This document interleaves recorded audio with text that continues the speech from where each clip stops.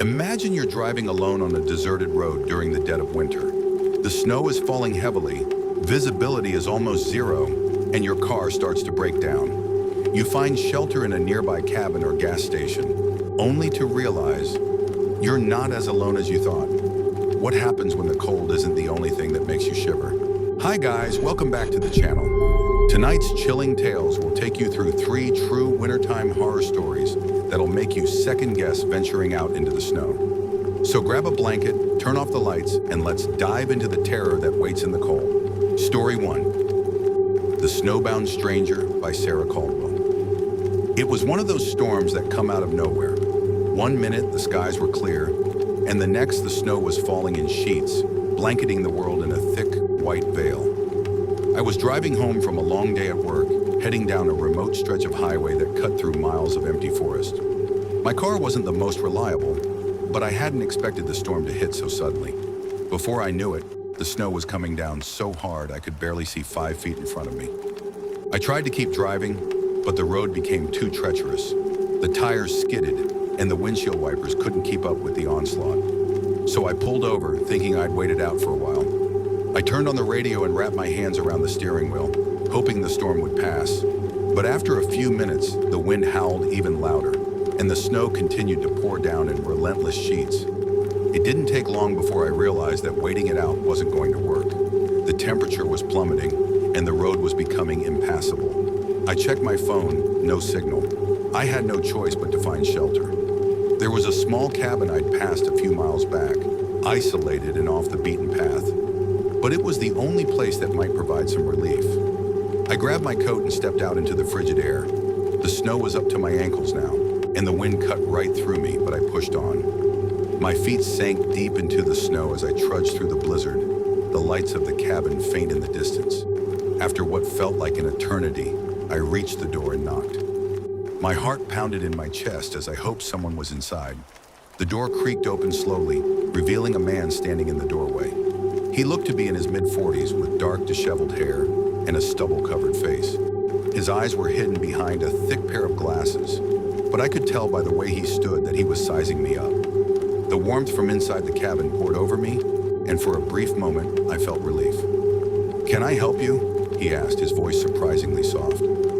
I nodded, my teeth chattering from the cold. "I'm stuck on the road. My car broke down, and You're welcome to come in," he interrupted, stepping aside to let me pass. "You'll freeze out there." I hesitated. There was something about his tone that felt off, but the storm outside was unforgiving, and I didn't have many options. I stepped inside, shaking the snow off my boots and closing the door behind me. The cabin was small but cozy, with a fire crackling in the fireplace and the scent of something sweet lingering in the air. The man gestured to a worn-out armchair near the fire. "Take a seat. I'll get you something hot to drink." I sat down, grateful for the warmth, and took in my surroundings. The place looked lived in, but there was an unsettling quietness about it, as if the walls were holding on to 1,000 untold secrets. I could hear the storm still raging outside, but the crackling of the fire drowned out most of the noise. The man returned with a mug of steaming tea, and I took it gratefully. It was hot and soothing, but as I sipped it, I couldn't shake the feeling that something was wrong. Do you live out here alone?" I asked, trying to make small talk to ease the tension. He nodded. "Yeah, just me. I like the solitude. It's peaceful." I wasn't sure why, but that answer sent a chill down my spine. It wasn't the way he said it.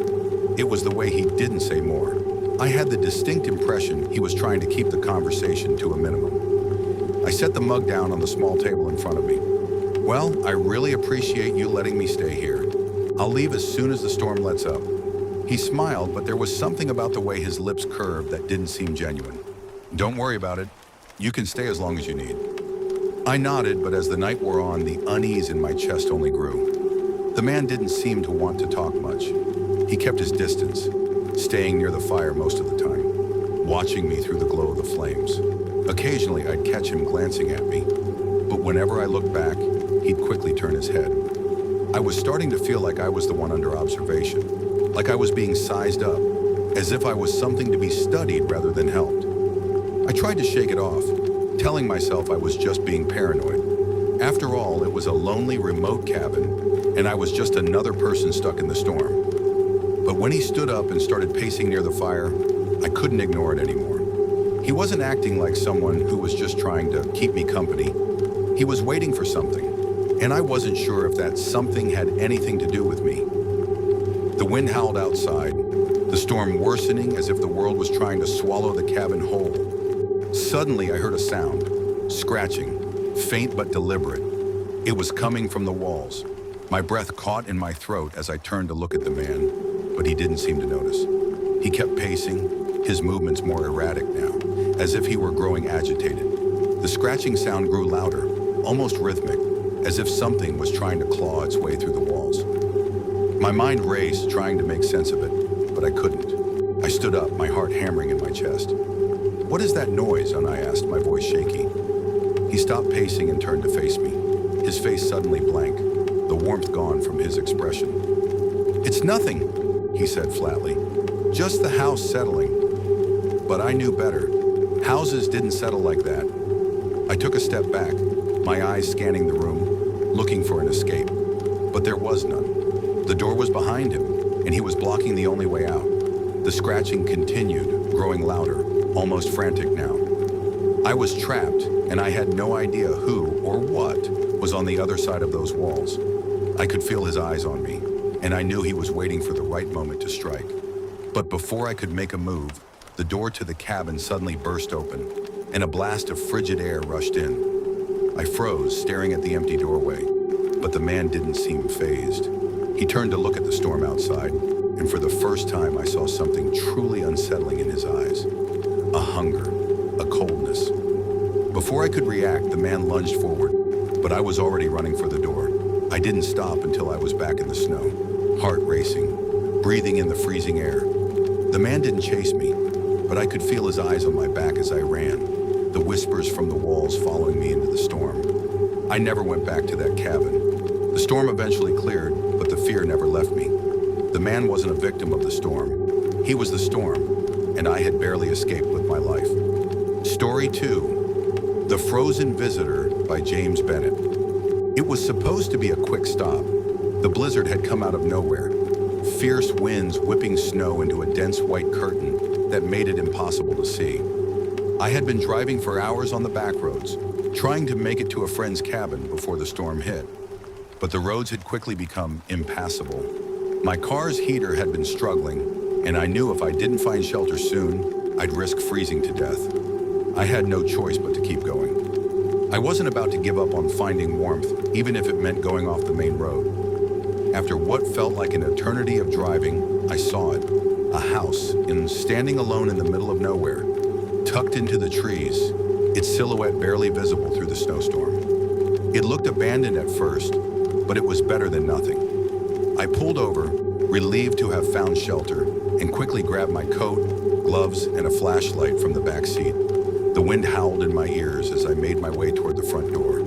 The house was eerily quiet, and I couldn't see any lights inside. But it was warm in comparison to the freezing wilderness outside, so I knocked on the door, praying someone was inside. There was no answer. I waited for a few moments, shivering in the cold, before I knocked again. This time more forcefully, still nothing. Desperation began to set in.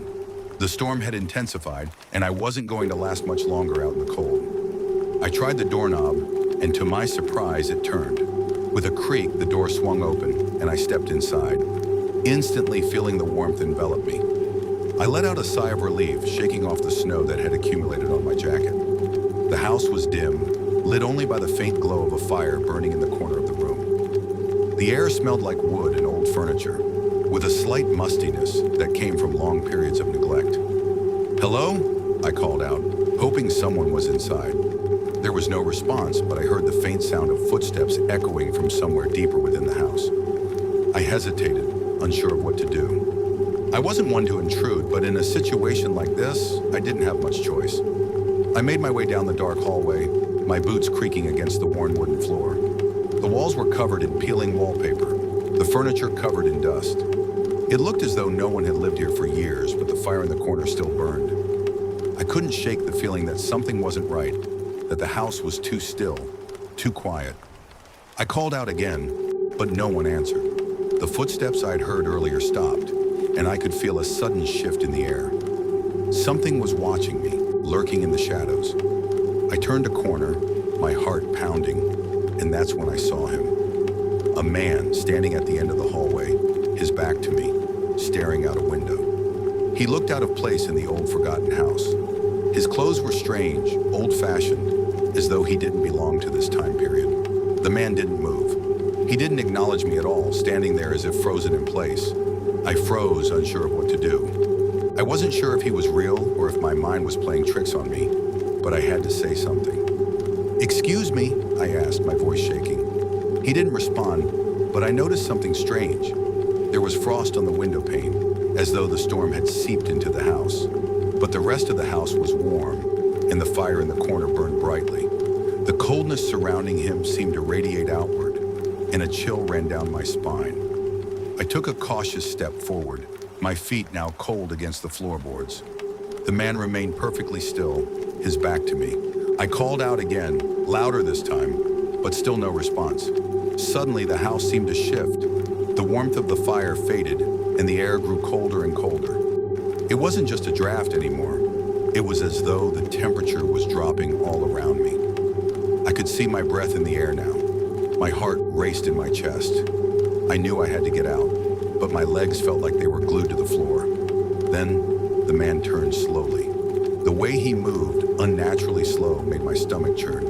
His face was pale, his eyes dark and hollow, sunken deep into his skull. His skin was an unnatural shade of gray, as though he had been dead for days. But the worst part, his mouth was twisted into a smile that was far too wide for a human being. His teeth, yellowed and decayed, glistened in the dim light as he slowly took a step toward me. "Leave. Now!" he rasped, his voice cold and harsh, like the wind outside. I didn't need to be told twice. My instincts kicked in, and I turned on my heel, rushing back down the hallway. But as I reached the door, it slammed shut with a force that sent me stumbling back. The air grew colder, the temperature dropping at an alarming rate. My breath was now visible in front of me, and the man was still standing there, staring at me from the end of the hallway. I knew I had to get out, but I couldn't find the strength to move. The storm outside seemed like a distant memory now, the coldness from the house consuming me. The man's laugh echoed through the empty halls, deep and low, like the growl of a predator waiting for the perfect moment to strike. Panicked, I shoved at the door with all my strength. It wouldn't budge. The man was getting closer, his movements slow but deliberate. I could feel his cold presence closing in on me. It felt like the house itself was alive, closing in from all sides, suffocating me. Finally, I kicked the door with all my force. It burst open with a loud crack, and I bolted into the snowstorm without looking back. The cold hit me like a shock to my system, but it was nothing compared to the suffocating chill I had felt inside that house. I ran until I couldn't feel my legs, until the house was far behind me. I don't know what happened in that house. I don't know who the man was or why he was there, but I know one thing for sure. Whatever I encountered that night wasn't human, and I'll never set foot in that house again. The storm finally passed, but the memory of that place stayed with me. Some things I realized are better left forgotten, especially when they come from places as cold as death itself. Story 3. The Silent Road by Olivia Harris. It was supposed to be a routine drive, a quick journey from one city to another, but the storm had other plans. What started as a light dusting of snow soon escalated into a full-blown blizzard. I could hardly see past the windshield as icy winds pummeled the car. The roads had become dangerously slick, and my car's tires struggled to maintain any grip on the slippery surface. I knew I wasn't going to make it much further before I'd be stuck on the side of the road with no shelter in sight. I had passed a few small towns earlier in the day, but now everything seemed deserted. The snow was thick, and the only sound was the howling wind outside. I scanned the road ahead, hoping for any sign of life, and then through the thick white haze I saw it, a dimly lit gas station standing alone on the side of the road. The station's neon sign flickered in the distance, offering a beacon of warmth in the middle of the frozen wasteland. I pulled into the parking lot, relieved to have found somewhere to stop. The gas station was old, the paint chipped, and the pumps were weathered from years of use. The kind of place that looked like it hadn't seen a visitor in months, maybe longer. But at this point, I didn't care. I needed shelter and fast. I parked my car near the door and grabbed my jacket. Stepping out into the cold, the freezing air hit me like a slap, and I rushed inside the station, desperate to escape the biting wind. The door creaked loudly as I opened it, and I was greeted by a thick, musty smell. The air inside felt strangely still, as if the place hadn't been used in a long time. The interior was dim, lit only by the harsh fluorescent lights hanging from the ceiling. There was an old counter near the back, and behind it stood an older man. His face was weathered, pale, and his eyes seemed a little too wide. He didn't smile or acknowledge me as I entered. Instead, he just stared blankly at the wall. I tried to shake off the unease that crept up my spine, but something about the place made me feel uneasy, like I was intruding on something I shouldn't be. "Excuse me," I said, my voice sounding too loud in the silence. "Can I get some coffee?" "I've been driving for hours." The man didn't move. He didn't even blink. He just stood there, staring ahead. I repeated my request, my voice more insistent this time. Still no response. It was as if he hadn't even heard me. A strange chill swept over me, and I took a cautious step forward, my boots creaking against the old floorboards. As I moved past the counter, I glanced at the shelves that lined the walls. Everything seemed off. The shelves were lined with expired goods, canned food from years ago, and a few dusty bottles of cheap alcohol. It was like a time capsule from a different era, left forgotten in the middle of nowhere. I tried again. "Can I get some coffee?" I said, louder this time, hoping to break through his trance. Finally, the man shifted his gaze toward me, but it wasn't the look I had expected. His eyes were cold, unblinking, and his lips curled into a small, unsettling smile. There was something wrong in his eyes, something not quite right. His voice, when it came, was slow and gravelly. "Coffee's in the back," he said flatly, his voice echoing in the empty room. "Help yourself." I nodded awkwardly, unsure of what to make of the strange man. I walked toward the back, hoping to get the warmth of the coffee and leave as quickly as possible. As I moved past the counter, I noticed there was no one else in the station. The place was completely empty, except for the man behind the counter. There was no car parked outside, no customers, no sign of life beyond the eerie silence that surrounded me. I reached the small coffee station in the back, and as I poured myself a cup, I heard a faint noise behind me, like a soft scraping sound. I spun around, my heart racing, but the man was still standing at the counter. He hadn't moved an inch. I shrugged it off, figuring it was just the old building settling, but as I took a sip of the coffee, a deep sense of dread settled in my chest. I couldn't explain why, but the longer I stayed, the more trapped I felt. The storm outside was worsening, but the thought of being stuck in that gas station any longer made my skin crawl. Suddenly, I heard the door creak open behind me, and I whipped around, my heart skipping a beat. A woman stood there bundled in a heavy coat, snowflakes sticking to her dark hair. She looked just as exhausted as I felt. But what was strange was that she didn't seem surprised at all to see me. She simply nodded at me, as though she had been waiting for me to arrive. "You here to get out of the storm too?" she asked, her voice soft but eerily calm. I nodded, still trying to shake the odd feeling that had settled in the pit of my stomach. "Yeah, I was hoping to get some coffee and wait it out." She smiled, but there was something about her smile that made my skin crawl. It was too wide, too perfect, like it had been rehearsed. She walked past me, heading for the counter where the man stood.